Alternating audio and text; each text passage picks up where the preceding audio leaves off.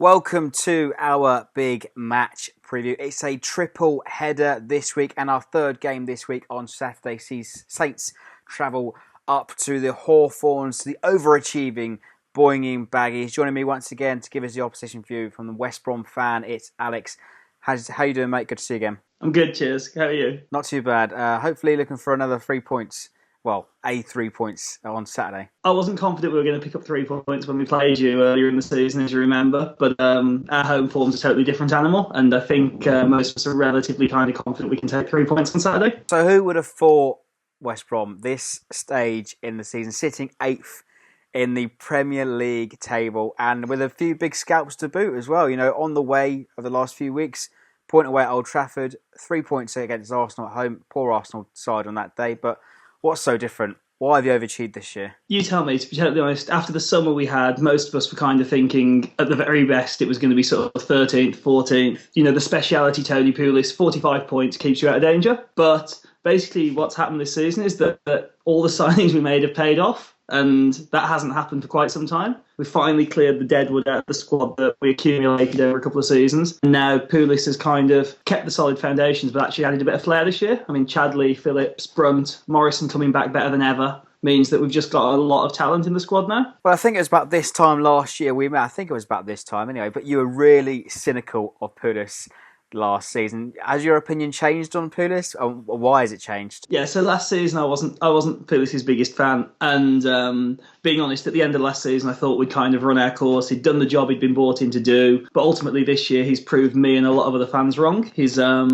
A lot of the criticism that he was taking last year was that we were needlessly defensive, and this year he's he's brought in the players that have allowed him to be a little bit more open, and actually we've got a bit of a threat for all the kind of hard work we do defensively. And to be totally honest now, as much as I'm not chanting his name just yet, I can't knock that he deserves a longer term contract now. Well, let's talk about the here and now then. Going into the game, the form, looking down the results, I briefly mentioned it just earlier on there.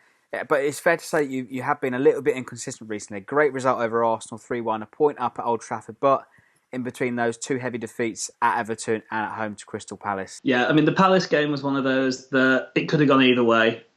We were the team that made the mistakes, and then they got the second when we were pushing for the equaliser. Everton was just a complete no-show. The conspiracy is that, we didn't want to get into Europe, so we threw the game. So that's what I'm going to go with. So, our squad's not ready for Europe till another year or so yet.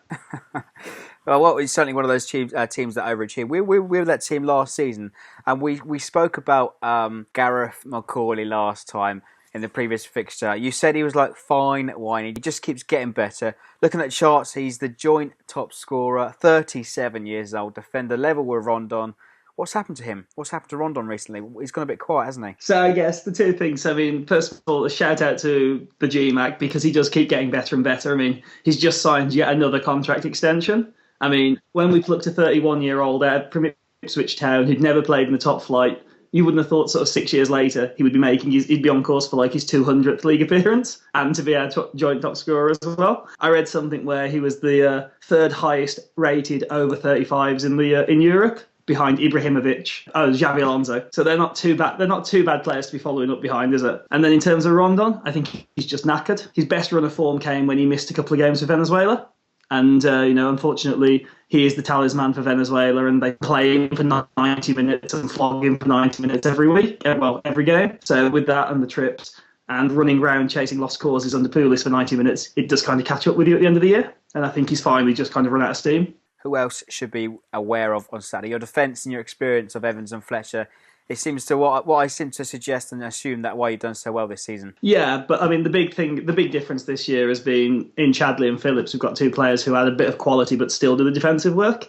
The big thing for us is Phillips is on the bench against Watford, and he should be in line for a start on Saturday. And we're a totally different animal when he plays. But let's wrap things up as a score prediction. What are your fair expectations of Saturday's game? I'm going 2-1 West Brom. So never discount Gareth McCauley and Phillips on his return. But I don't like the sound of that. Well, let us know your thoughts in the comments below. Alex, you've been great as always. Thanks for joining me, mate. No problem, mate. And we'll catch up with you on Saturday. I'm sure Club will get an interview with you at the same time. Let us know your thoughts in the comments below, your prediction, what you make of Alex's comments about West Brom. And as always, don't forget to like, comment and subscribe for more.